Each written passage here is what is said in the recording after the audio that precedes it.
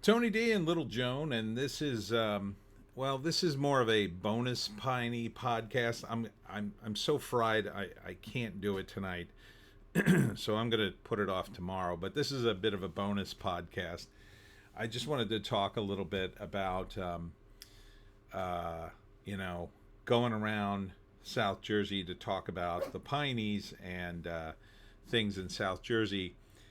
The sort of vibe I get for people regarding the Jersey Devil legend and who knows it and who doesn't. So, in general, a lot of it is dependent upon where people are raised, obviously. When I went to school, we saw the Mother Leeds 13th Child movie, which you can find on YouTube, by the way, if you want to watch it. And we were shown that, I think, oh boy, it had to be probably grammar school, definitely junior high. Definitely junior high, I remember. No, maybe it was grammar school. It was a long time ago. I want to say like third or fourth grade. And that's when I did a book report on the Jersey Devil, and that started my interest in it. Um, but these days, I don't think kids see that kind of thing. Kind of depends on their school, their teachers.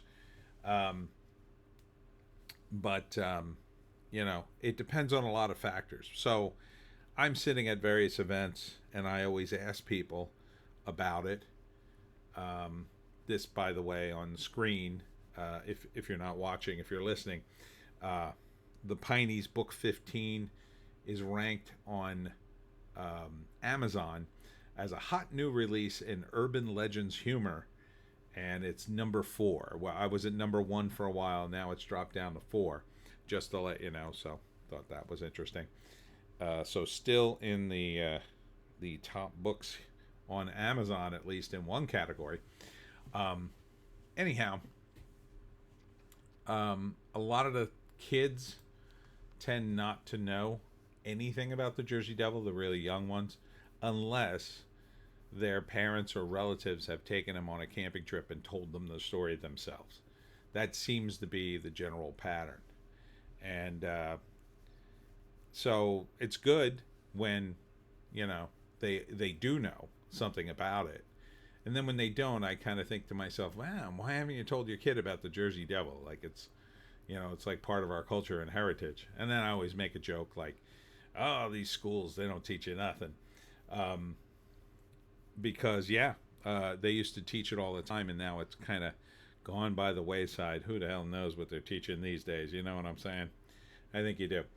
Anyhow, I don't want to go down that rabbit hole.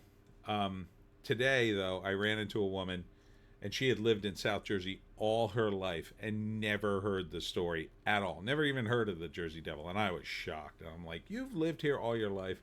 Now, I was in Swedesboro, and she was a local. I don't remember what town she said she was from, because I usually ask people. But that to me was shocking that someone had lived in South Jersey her entire life. You know, she wasn't quite my age. She maybe would have been in her 40s. It was kind of hard to tell. But she had no idea, like none. None. Now, most people, when I ask if they've heard of the legend, they have at least heard of it. They've at least heard the term the Jersey Devil. They know it from, going to a website about cryptids, right? And you'll read about Bigfoot and Loch Ness Monster. Oh, and the Jersey Devil's in the mix. But, and then they don't often know the story. They'll know it at that level, but they won't actually know the story. And so I usually tell them the story or give them the postcard, which basically has a story on it. And, so they are interested a lot of times. If they haven't heard the story at all, a lot of times they're an out-of-stater. So today I met a woman from Texas. She had moved into the area. She had heard of the story because her family moved from Texas to New Jersey. And then I told her in 1909, of course, during all the sightings of the Jersey Devil, there was a sighting in Texas. So that was very amusing to her. And then there was a woman from Maryland who had heard of it, but she didn't know the details, and then became very interested when I talked it up a bit. So it goes through all kinds of different people. A lot of people immediately focus on the hockey team, and they assume it was named after the Jersey Devil, which is true. Basically, the story I heard was in the 1970s, the hockey team held a contest on what to name the team, and the Devils won, the New Jersey Devils.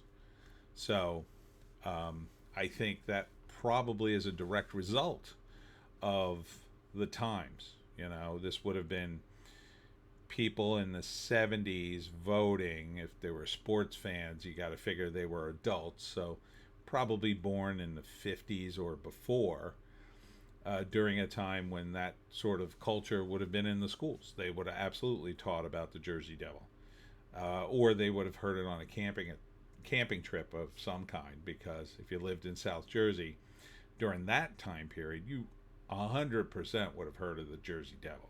Would have been nearly impossible to grow up here during that time and not have heard of it, because during that era, no internet.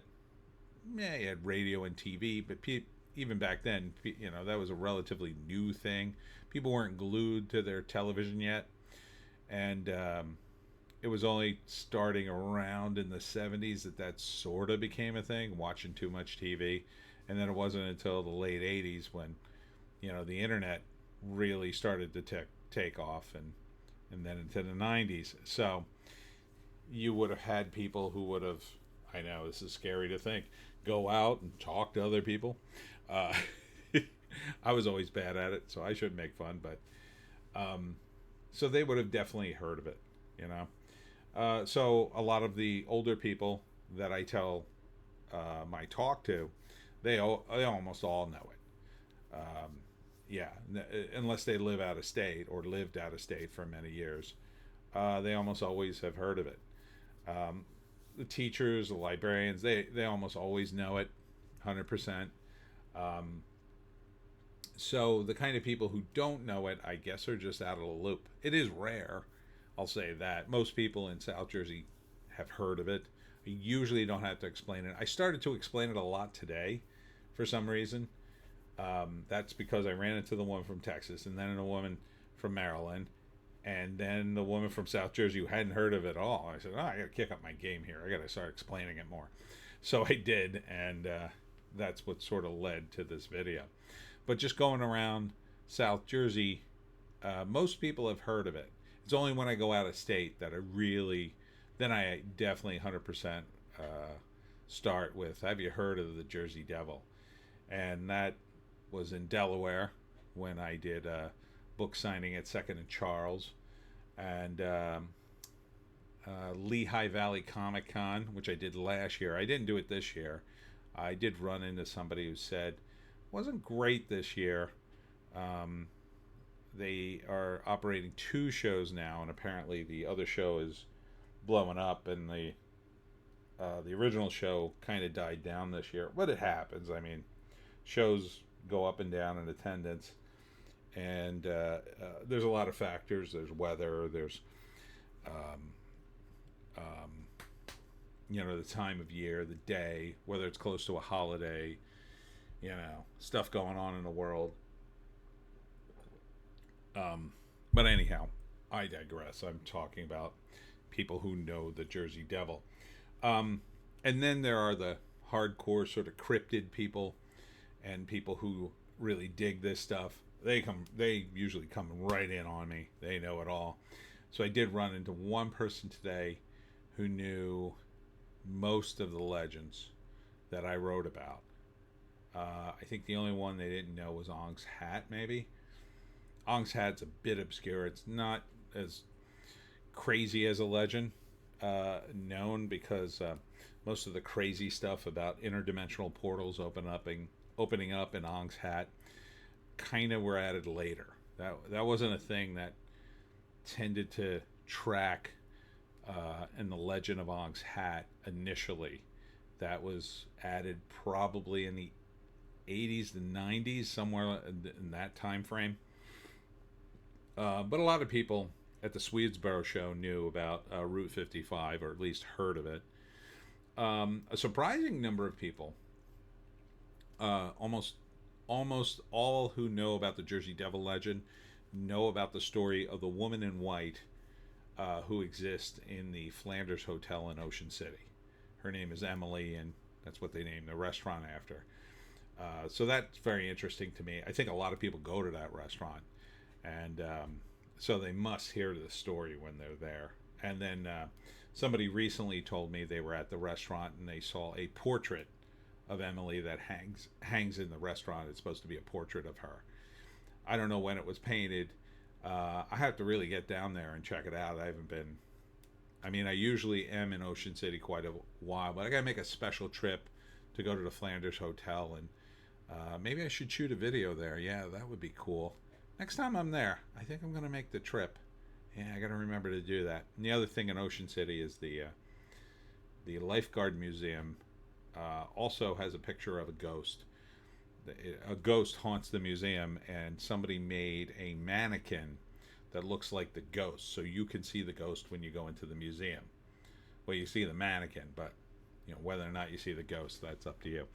But anyhow, when it comes to the Jersey Devil, it seems like most people have at least heard of it, but most people don't know the story, I'll say. Like, they don't know any of the details. They might have heard, yeah, it's like a monster that lives in the woods, and they might have heard of Mother Leeds.